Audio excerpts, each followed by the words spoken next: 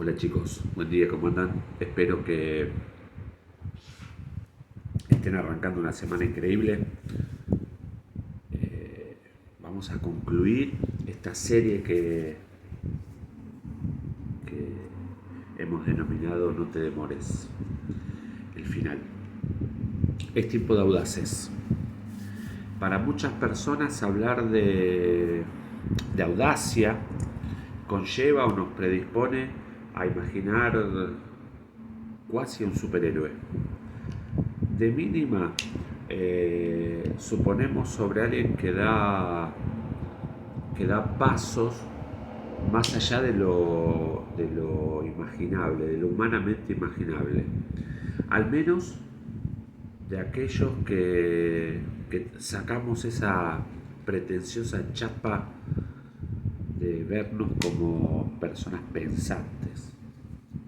Hace muchos años leí durante mucho tiempo, me encantaba leer la historia y diversos puntos de vista sobre la historia de Steve Jobs. Literalmente creo que hablo de un genio contemporáneo. Eh, Al menos intelectualmente me ha maravillado su planificación en la obra, en su obra, ¿no? Está claro. Cuando cuando él iba desarrollando, y ya era una realidad, su empresa Apple, cuando ya mostraba claros signos de ser una empresa absolutamente diferente, el hombre decidió dar un paso más audaz aún. Él decidió contratar a un hombre que se llamaba Joel Podolny, si no recuerdo mal su nombre. Por entonces era el decano de la Escuela de Administración de la Universidad de Yale. El objetivo para este hombre era el de estudiar, literalmente estudiar la cultura de Apple. Él tenía que inmiscuirse en lo más interno de la empresa y descubrir cómo pensaban los mismos empleados. Steve Jobs, sabía que había construido una empresa diferente. El tema es que él no tenía claro el por qué ni el cómo eran diferentes. Él pensaba que si lograba identificar y encontrar la respuesta a estas dos preguntas, podrían volverse mucho más intencionales a la hora de captar nuevos empleados, según esta forma de pensar. Así se creó la Universidad de Apple. De esta universidad se sabe poco y nada en estos días, aún en estos días, poco y nada. El secreto sigue siendo un valor central para esa empresa. Pero lo que sí sabemos es el qué. El qué de la Universidad de Apple tiene que ver con formar a los nuevos empleados.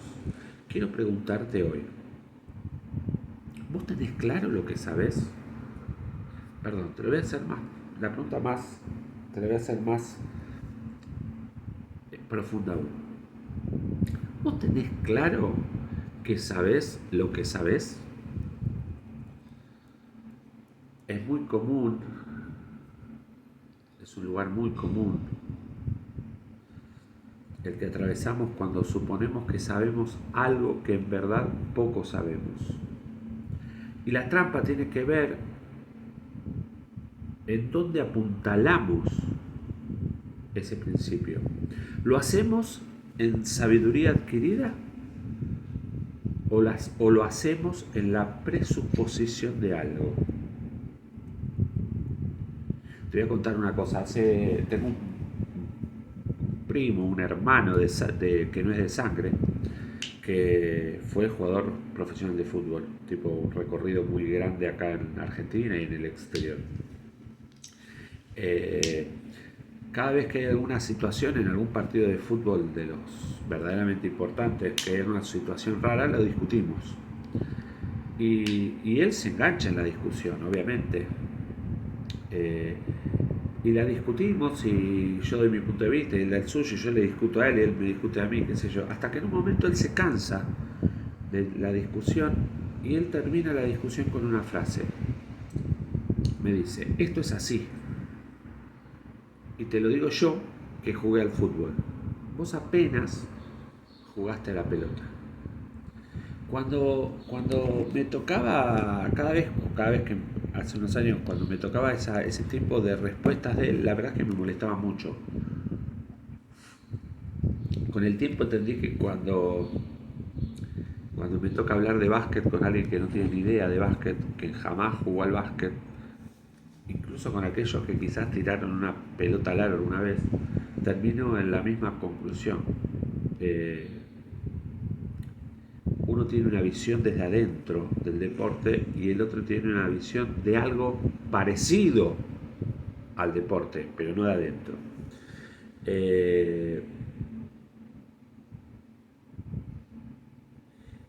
Vuelvo a Steve Jobs. Aquel paso fue un paso audaz de este hombre.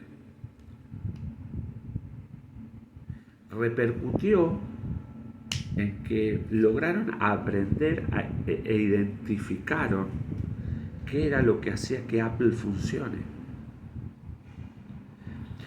Identificar aquello que hizo que Apple funcionara les permitió, a partir de ahí, reproducirse de manera más efectiva e intencional. El crecimiento posterior, el crecimiento empresarial posterior,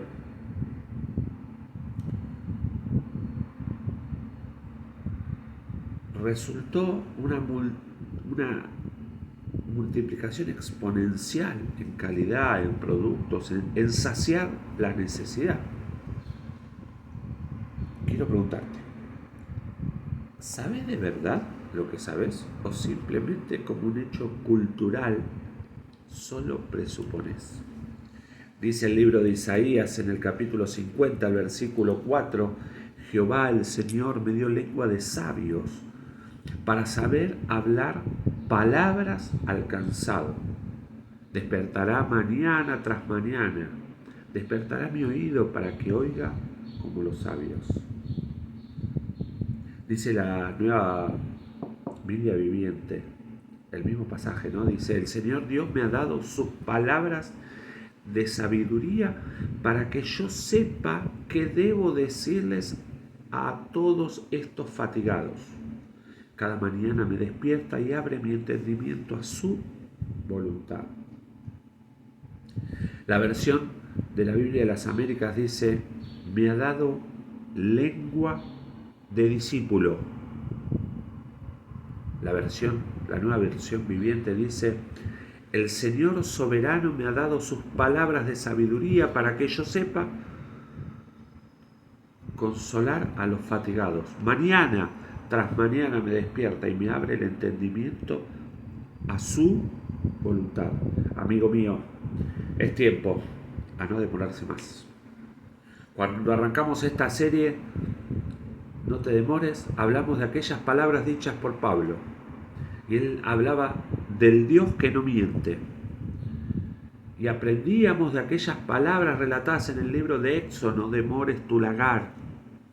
Más adelante, en la segunda parte, seguíamos hablando y trasladando las palabras de Pablo, cuando él decía y hablaba de Dios y decía, bástate en mi gracia. En la tercera parte relatábamos lo que decía lo que decía el libro de Mateo cuando hablaba Jesús y decía, amarás a tu prójimo como a ti mismo. Quiero decirte, se demoran los temerosos, se demoran los cobardes, incluso se demoran los tibios, se demoran los que dudan. Es tiempo de audaces. No te demores.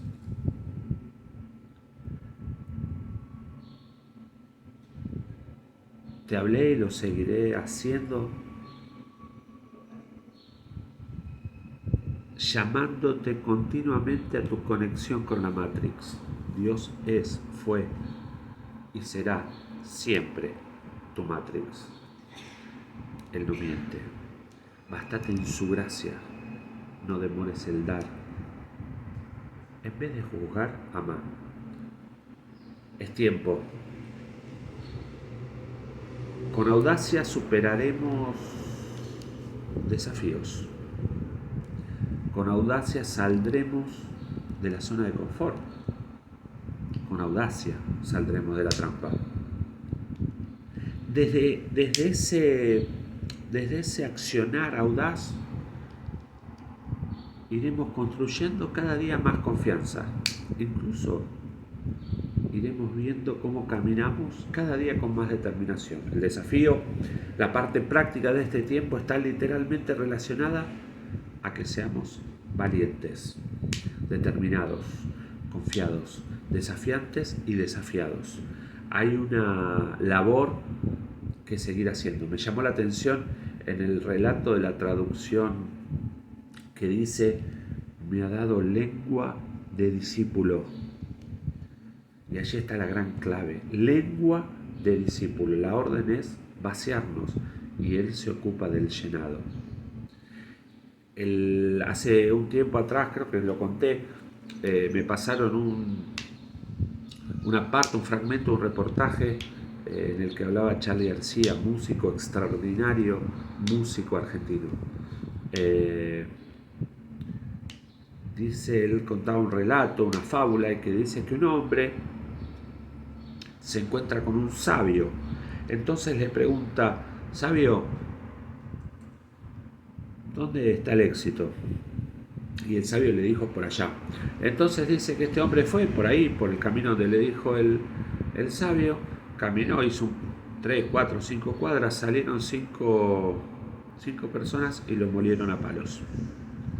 Volvió a la casa del sabio y le dijo: don sabio, ¿dónde está el camino al éxito? Y el sabio le dijo: por allá, y le mostró el mismo camino. Este hombre fue, desandó el mismo camino, y a las 4, 5, 6 cuadras en el mismo lugar salieron estos 4, 5, 6 muchachones y lo molieron a palos nuevamente, ya todo golpeado y absolutamente enojado, bien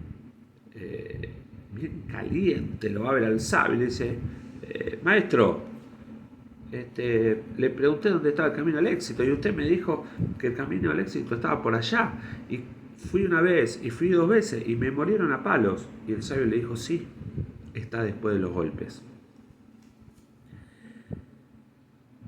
El sabio es sabio porque se ocupa de seguir siéndolo cada día con su propia búsqueda. La propia búsqueda lo eleva. El sabio no se queda en lo que ya sabe.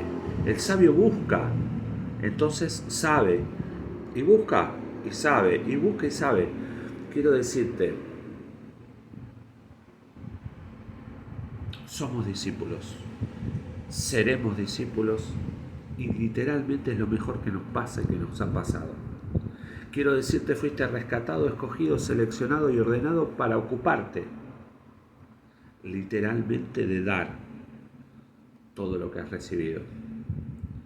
Quiero decirte que Él seguirá golpeando la puerta de tu vida cada mañana para volver a llenarte. No demores, no seas tibio.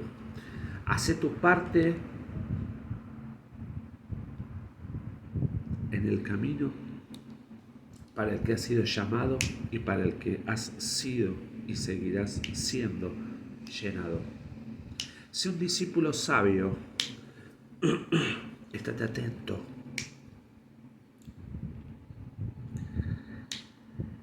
Y el Dios que no miente seguirá haciendo su parte. No dudes. Bástate en su gracia. En esa gracia que sin merecerla, vos y yo recibimos.